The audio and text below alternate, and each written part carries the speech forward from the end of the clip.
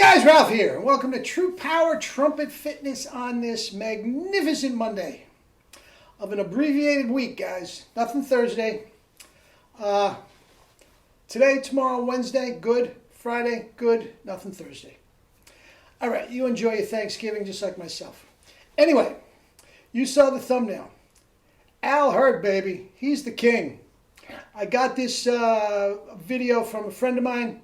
You've probably seen it. It's actually very, very funny, but there's a lot that we can take from it.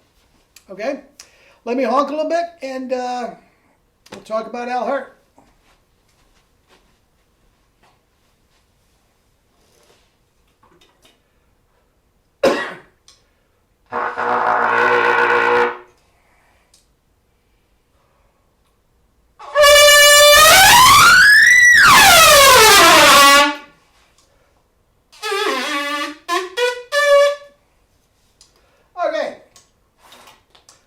Caution to the wind here. I don't usually do this.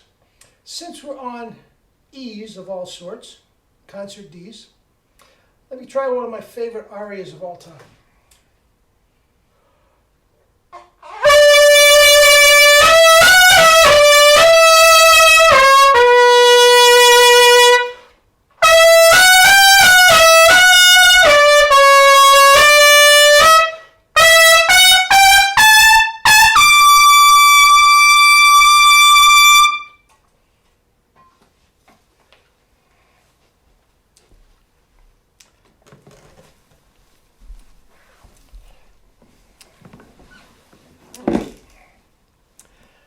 My man Perico's is better, but you get the idea. Now, Perico's, listen. Pavarotti's, oh, banana milk, by the way. That's about 6 bananas, some sugar, water.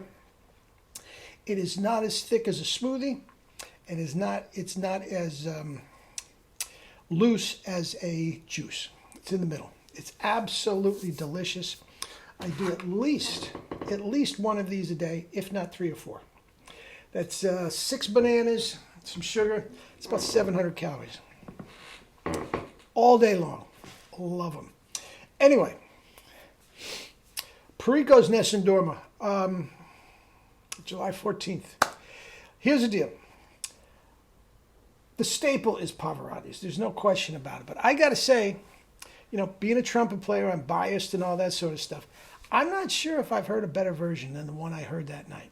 It was absolutely breathtakingly gorgeous. Brought me to tears. Brought me to tears the first time he sent me the clip, and it's on his website. It's all over the place. I put the clip up. And I played it for my mother, 92 years old, brought her to tears. Beautiful, breathtaking. I'm not sure if the videos that he has up do justice to what was going on in the auditorium that night. Anyway, short and sweet. HIRT, baby. Again, a friend of mine sent me this video. It's very, very funny. You may have seen it. It's from the Johnny Cash show. And it is vintage HIRT in sort of a trumpet duel with, I'm not sure who that is.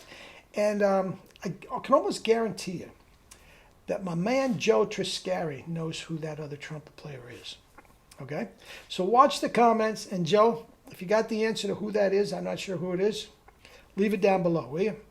Anyway, what do we take from HIRT? First of all, he comes out and caresses the baby. Just gorgeous, beautiful, lyrical playing. And then he gets into it as sort of a duel between two outlaw gunslingers, trumpet slingers. And yeah, they go at it, and notes popping and sizzle and center. Oh God, I love him.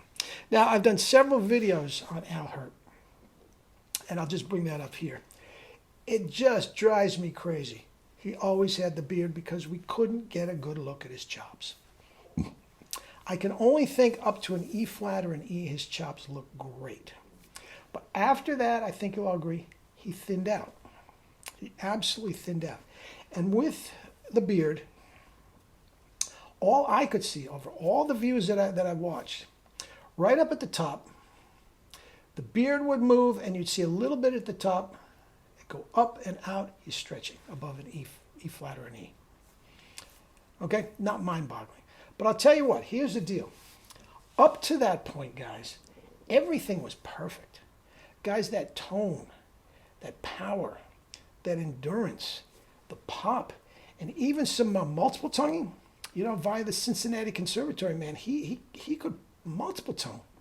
He absolutely could. Was it Stagers? No. But the popping, clean, articulate, fast, he had everything set up. So I'm going to go out on a limb here and say that above the E flat or the E, the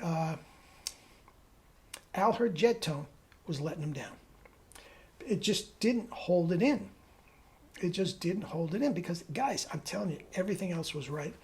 Jerry agrees with me. It's just absolutely beautiful playing. So enjoy the repartee, the back and forth of the whole thing. It's a comedy skit. There's no question about it. And again, I'm not sure who the other trumpet player. He sounded quite good, but just so blatantly, unlike Al, just so blatantly overblowing.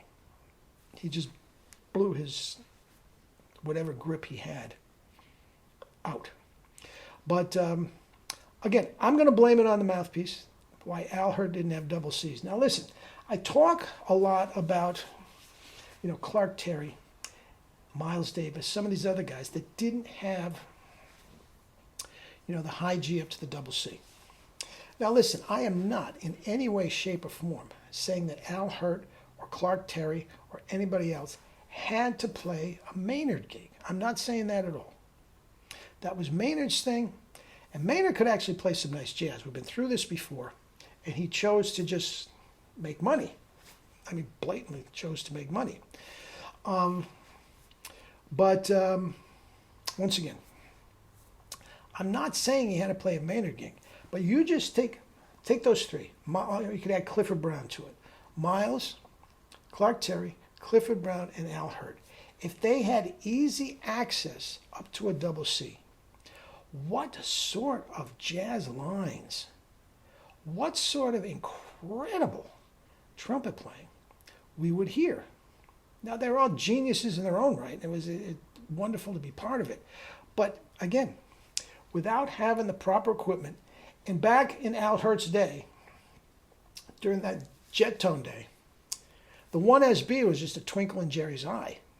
I mean, he back in that time, this clip was in the 1970s. I don't think he even had one mouthpiece out yet. So anyway, enjoy that. Any thoughts on the chops? Joe, if you know who that is, that'd be great. If not, don't sweat it.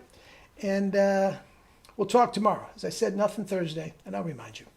But anyway, I am going to put up a video, I'm not sure when, on the other channel about how to enjoy a vegan Thanksgiving without going all Sodom and Gomorrah on us. We do this every year, and we love it. So just a couple recipes and ideas that you can get around eating the meat, eating high-fat foods, and all that sort of stuff. Anyway, we'll talk tomorrow. Love you all.